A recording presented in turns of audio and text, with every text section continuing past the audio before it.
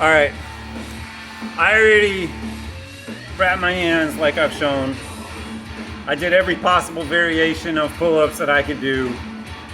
I did every variation of shoulder press that I could do, and arm and curls, burnouts, and I did some planks, and I hit the speed bag, and now it's time to finish this thing off.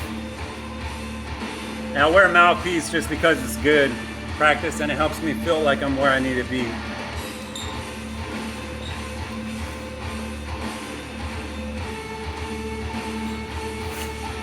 I'll give this a few minutes.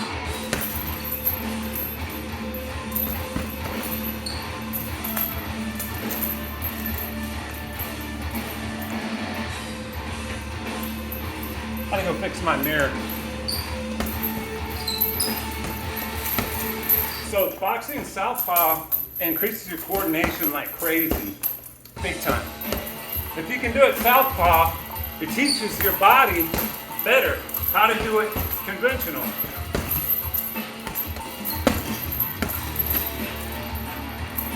So that's to come by southpaw and go uppercut and then over the top. When you come in like this. Guard right hand to the body, uppercut over the top.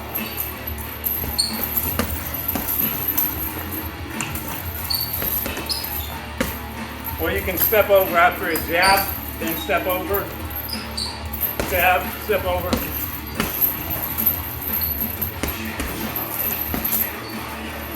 Stepping on the shoe.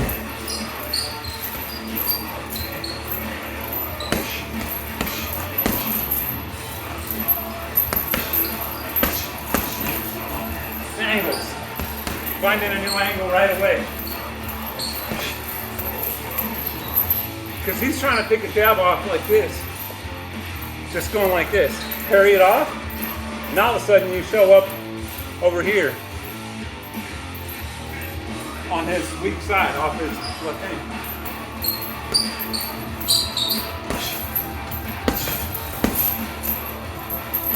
Come over the top. Something like this, throwing his jab, and you show up over here.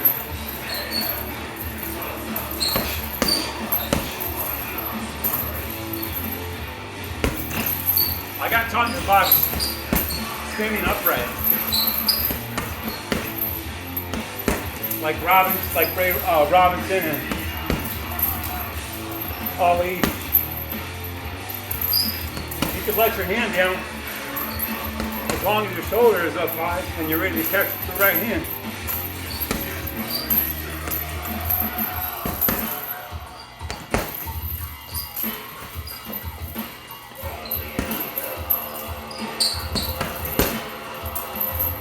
And I believe popping is good because it balances your weight. If you start bending over a lot, it's easy to get your weight off balance. So if you pop, it puts you back center.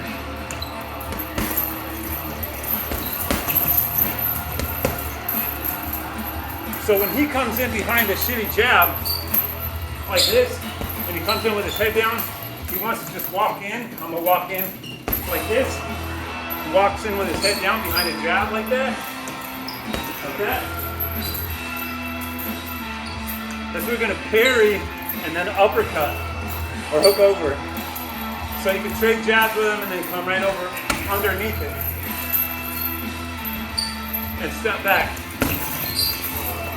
Give him the space so you don't smother yourself. And every time I'm doing anything offensively, I'm almost always moving my feet. Always moving my feet.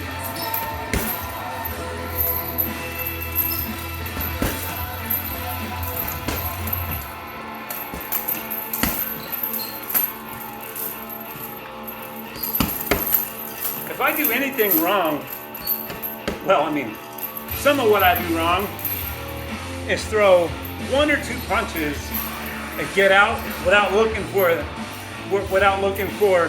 to counter the counter, you know, or hoping that I had already set that up, but not engaging in long exchanges.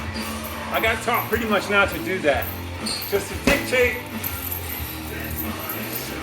I got taught to dictate when the engagements happen, and when I don't engage it, I break it off.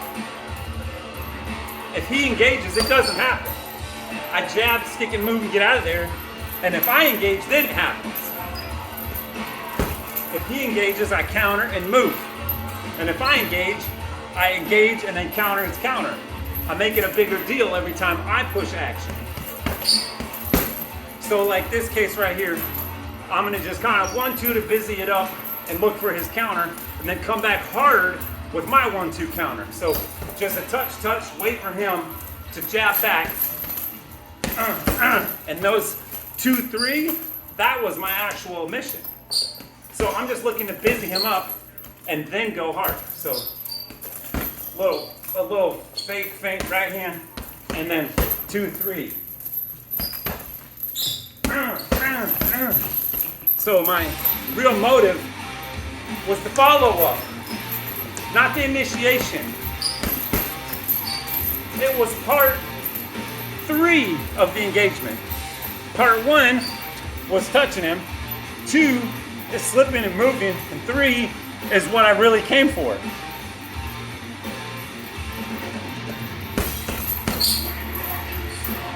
If you want to watch someone do that well, watch Eric Morales. That's how he does almost every time. He's always looking to finish what got started. He gets the last word. Really the best fighters would be doing that. I've been watching a lot of James Toney lately, and he does it well. He does it well too.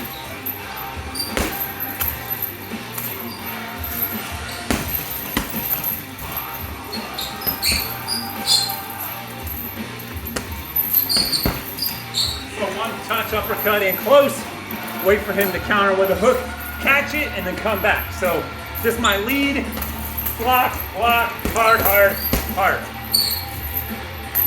Touch, block, hard. That's what it's about. I'm countering his counter. Touch, block. Touch, block, counter. And anytime I just want to lead off, pop, and move. Move.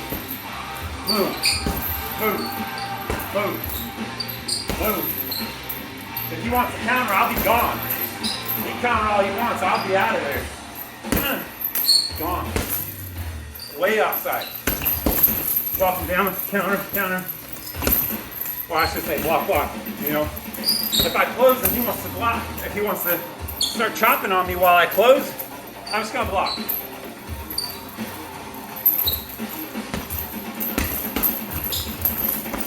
With my elbows in tight, obviously.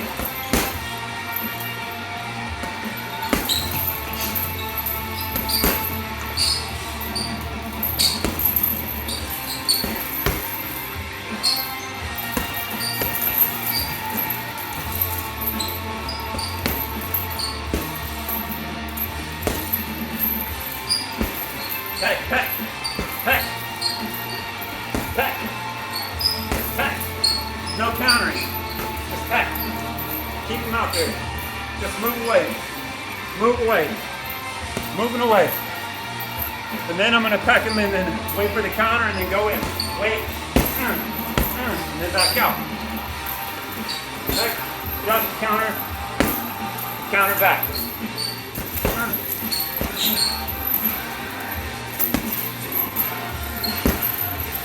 I'm always giving myself space to work by stepping back.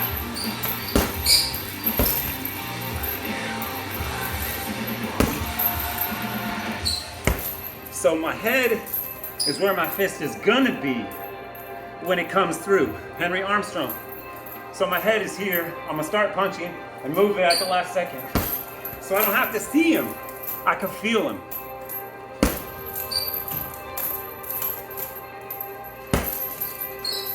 On this side like this. I'm just feeling him.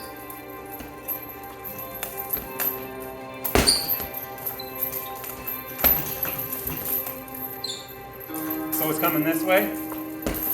Like that. Giving myself just enough space to get some distance, to get some leverage on it. I don't have to see to know where he is if I could feel him. That's why Armstrong just put his head right in the chest. And then all you gotta worry about is moving your head side to side when the uppercuts come and blocking and just touch him. And especially if you can see his feet, you know where he is. So you know where he's gonna be the second it comes through.